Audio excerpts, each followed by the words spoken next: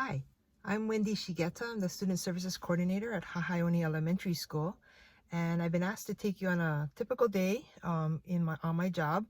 Um, Unfortunately, it's not going to be real typical because it's summer, so we don't have a lot of kids on campus, and in fact, we just have a few kids.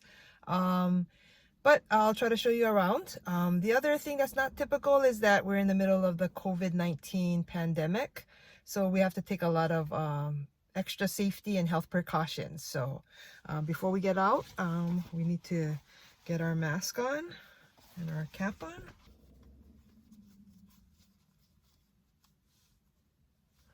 Okay, here we go. My office is located inside of this large classroom. I'm very fortunate that I have my own office, and we have a big space outside. This space is usually used for some extra classes for the kids, like indoor PE, culinary class, art class. I also do student council, so we usually have student council out here as well.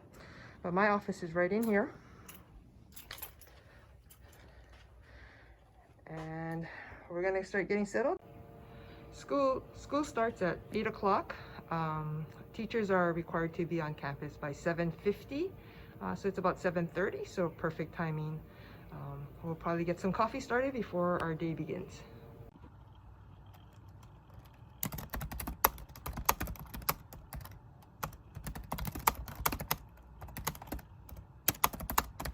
Okay, I'm going to be testing a student now, so we're going to gear up and then disinfect our testing area and get ready for the student.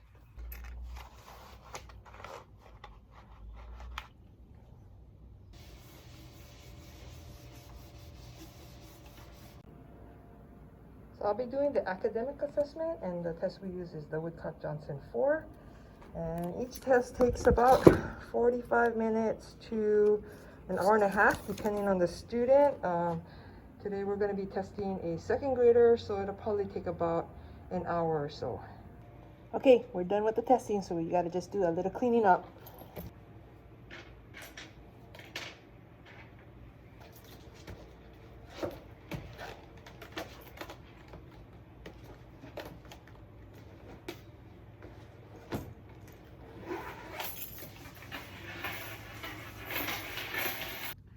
So after we test the student, we get their test record, and then we have to input it into their computer on a scoring program, and then I'll get his results.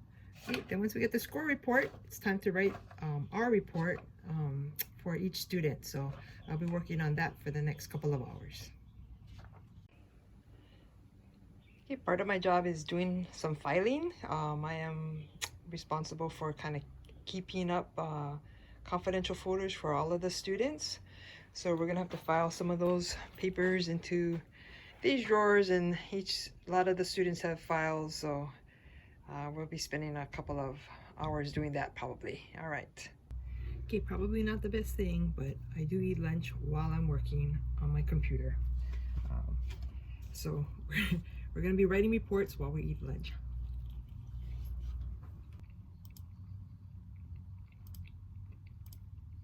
Okay, we're getting ready for an online meeting with a parent. So I'm gonna get that all set up.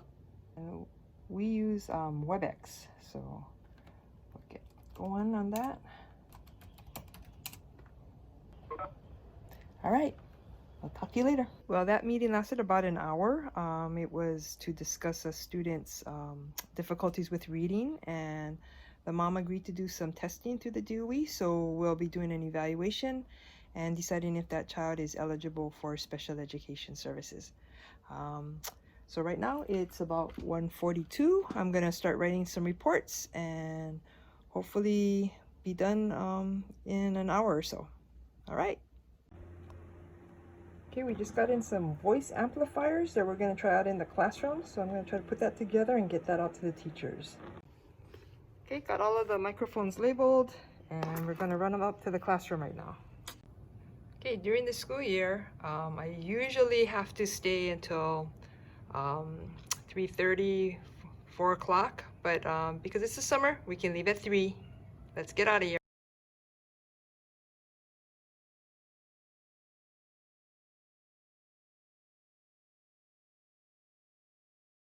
Hi, I'm Wendy Shigeta. I'm the Student Services Coordinator at Hahaioni Elementary School.